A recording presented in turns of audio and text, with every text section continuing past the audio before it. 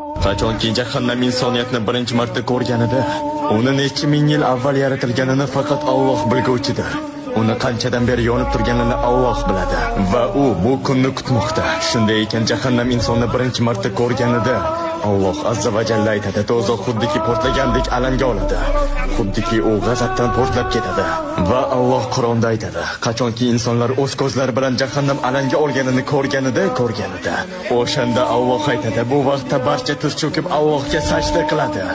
Yaxshilar, yomonlar, musulmon bo'lmaganlar, ishonganlar va ishonmaganlar, ko'rishni xohlagan va xohlamaganlar buni o'z ko'zlari bilan ko'rishganida sajdaga yiqilishadi. Lekin bu kunda Alloh turinglar, bugun ibodat qilish kuni emas, bu kun savol-javob kuni deb aytadi. Sen bu kunda unga ibodat qilishingning hech qanday qadri yo'q. Ko'rganingdan keyin ishonib, iymonli bo'lishing Allohning nazdida hech narsa emas. Alloh seni iymoningni hozir xohlaydi.